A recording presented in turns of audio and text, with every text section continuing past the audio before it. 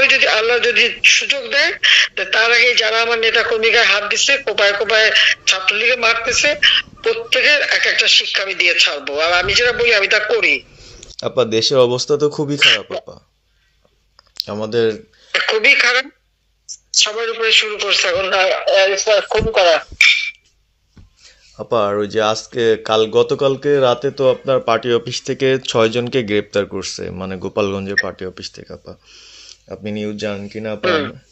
আমরা তো বাড়িতে ঘুমাইতে পারতেছি না আপা। এটা প্রশাসন খুব মানে খারাপ করতেছে, যৌথ বাহিনী অভিযান করতেছে আপা, এই অবস্থা। হ্যালো। হ্যাঁ, ওখানে তো একজন শিবির আর একজন হলো ছাত্র দল, তাদেরকে বসাইছে এখন গোপালগঞ্জে।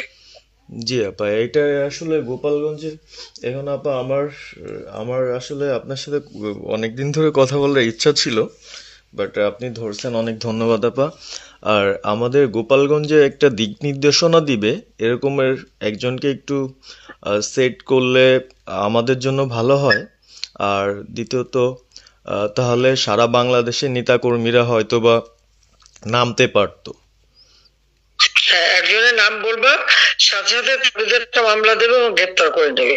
আপনার যেদিন জন্মদিন ছিল ওই দিন আমরা আমাদের ছোট ভাইদের দিয়ে বঙ্গবন্ধু কলেজের ওদের দিয়ে আপনার অনুষ্ঠানটা ওরা করতেছিল, কেক কাটছিল, এর ভিতরে ওসি নিজে এসে ওদের কলার ধরলো।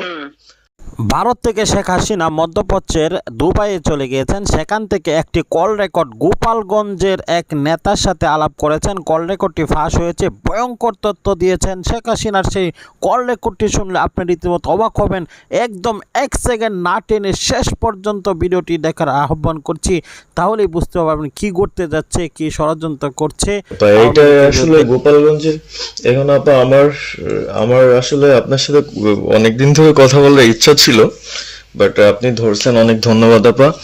আর আমাদের গোপালগঞ্জে একটা দিক নির্দেশনা দিবে এরকমের একজনকে একটু সেট করলে আমাদের জন্য ভালো হয়।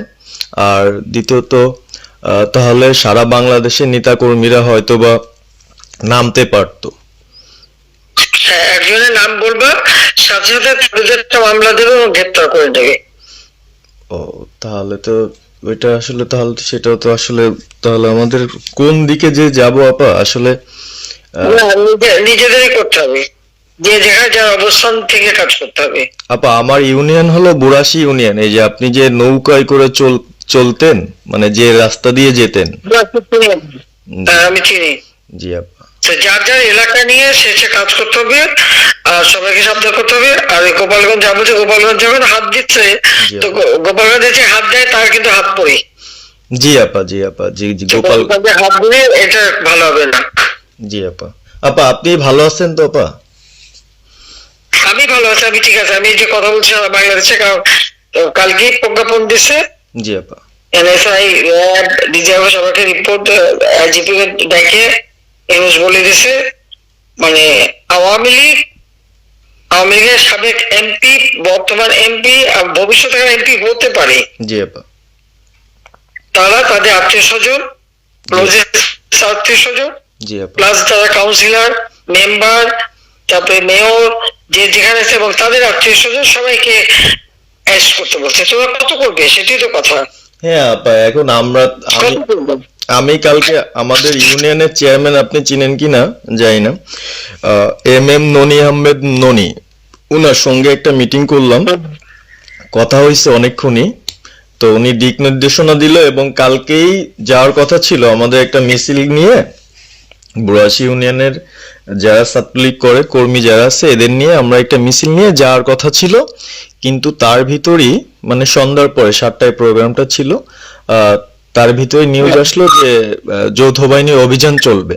তো আমরা গেলাম না, ওনারা যারা গেছিল যাওয়ার পরে আপনার অ্যারেস্ট করলো।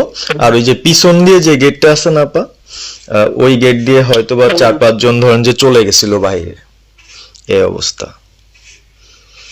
আর আমাদের যারা আসলে আমরা দলকে ভালোবাসি, আপনাকে ভালোবাসি, সংগঠনটাকে সুন্দরভাবে সচ্ছল রাখার চেষ্টা করতেছি, এদের খুব ডিস্টার্ব করতেছে। খুবই। আপনার যেদিন জন্মদিন ছিল ওই দিন আমরা আমাদের ছোট ভাইদের দিয়ে বঙ্গবন্ধু কলেজের ওদের দিয়ে আপনার অনুষ্ঠানটা ওরা করতেছিল, কেক কাটতেছিল, এর ভিতরে ওসি নিজে এসে ওদের কলার ধরলো। মানে খুব অ্যাক্টিভ যে 4-5 জন ছেলে আছে, হিমেল, তারপর বাপ্পি, রেয়াজ, সাকিব, তারপরে সাব্বির, এরা বঙ্গবন্ধু কলেজে আসলে আমি ব্যক্তিগতভাবে যতটুক না করতে পারতেছি ওরা ততটুক করতেছে, এবং আমরা একটা মশাল মিছিলও করলাম সেদিনও। আপনার আর্মি আমাদের পরবর্তীতে ওদের বাসায় যে ঝামেলা করলো, আমি একদম সামনে ছিলাম, আমি আপনার ওই ছবিটা পাঠাইছি, আপনি দেখছেন হয়তোবা। আর প্রত্যেকটা মিছিল মিটিং ইনশাল্লাহ আপা থাকি, কিন্তু এলাকার এমন একটা পরিস্থিতি সৃষ্টি হচ্ছে, সেটা হলো আপনার 75 পরবর্তীতে যেভাবে মানুষজন ভয় পাচ্ছিল সেই জিনিসটা আপা সবাই করতে চাচ্ছে, মানে জোর করে আসো আমাদের দলে যোগ দাও। মানে দোকানে বসলে, চার দোকানে বসলে অনেক কিছু শোনা যায়, অনেক কিছু বোঝা যায়, কিন্তু এখন আমাদের দরকার সারা বাংলাদেশে, মানে আমার ক্ষুদ্র জ্ঞান থেকে বলতেছি, সারা বাংলাদেশে যে একটা সংগঠনটা চালাবে, আপনি সভাপতি থাকবেন, এবং ভারপ্রাপ্ত যদি কাউকে কোনো দেওয়া যায় যাকে ভালো মনে করেন, তাহলে আমাদের সারা 64 জেলা। জি আপা, দাঁড়াও, এত পাকা কথা এখন বলার সময় না।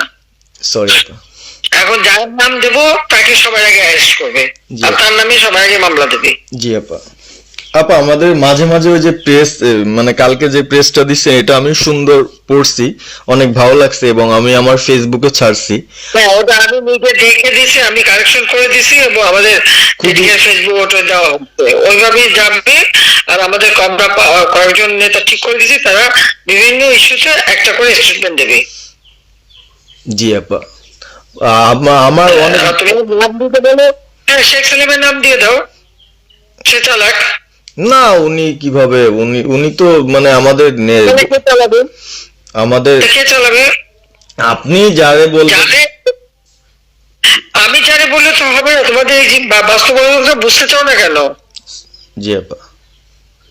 এখনই যার নাম দেবো তখনই সে অ্যারেস্ট হবে। তাহলে আপনি, সাজার খান, জি হ্যাঁ সাজার খান নামছে, শাস্ত্রপতি তাকে অ্যারেস্ট করছে। জি আপা। বসে বসে মানে কার কাছ থেকে কি পাকা কথা শুনবে বলে তো লাভ নেই। জি আপা। এদের নর্মাল, আমাদের তো নর্মাল রাজনীতি করতে দেবে না।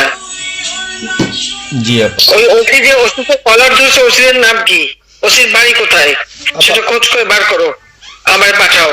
ঠিক আছে আপা, আমার আপা যদি সুযোগ থাকে আপা, আমি আজকেই আপনাকে ওই বিস্তারিত পাঠাচ্ছি, উনি কত সালে ঢুকছে সবকিছু পাঠাচ্ছি আপা আপনাকে।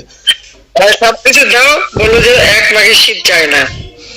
ঠিক আছে আপা। 15 বছর দেশ বেতন ভাতা বাড়াইছি, রেশন বাড়াইছি, এই পুলিশের সবকিছু করে দিছি, জি আপা। আর্মিদের করে দিছি, জি এই আপা। বছর যে কজন সব আমার প্রমোশন পাওয়া। জি আপা। আর এখন একেবারে ওই সুদখোর ইউনূসের কথা শুনে লাফাচ্ছে, আর ওই জামাতের ওরা কয়দিন আছে, জি আপা। সামনের 1 মাস থেকে কিনা দেখো। জি আপা। জি আপা, দোয়া করেন আপা, আর আমি আপনাকে 1 মাস আগে কিনা দেখো, তখনই আপনারা যারা বেশি বাড়াবাড়ি করেন কোথায় যাবেন সেটা বুঝে নিয়েন। জি আর এই তালিকা সব করে রাখো।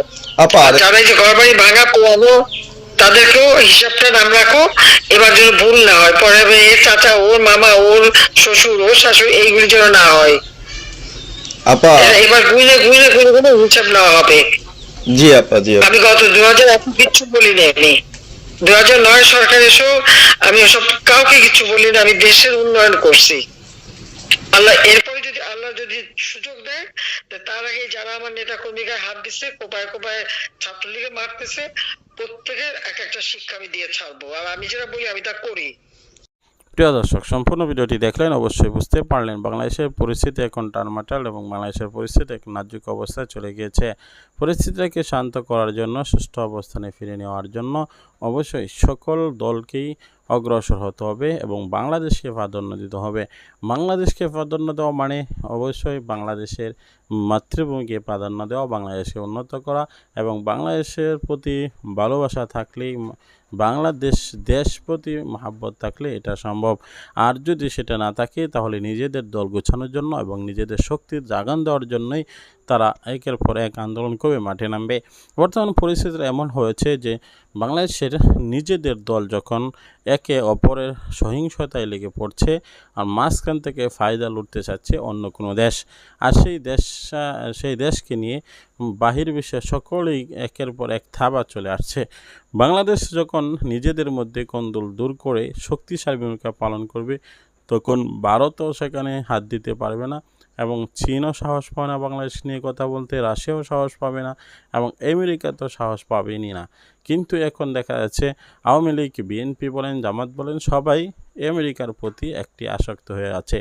আওয়ামী লীগ ভারতের প্রতি বেশি আসক্ত ছিল, কিন্তু এখন ডক্টর মোহাম্মদ ইউনূস আমেরিকার প্রতি বেশি আসক্ত আছেন।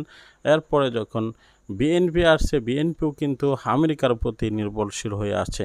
মূলত সবাই বিদেশি শক্তির উপর নির্ভরশীল করে, কেউ জনগণের প্রতি নির্ভরশীল করে না। আর আমেরিকা জনগণের ভোটের উপর নির্ভরশীল করে, আর সেজন্য সারা পৃথিবীতে তারা রাজত্ব কায়েম করতে পারছে, গণতন্ত্র আছে সেজন্যই।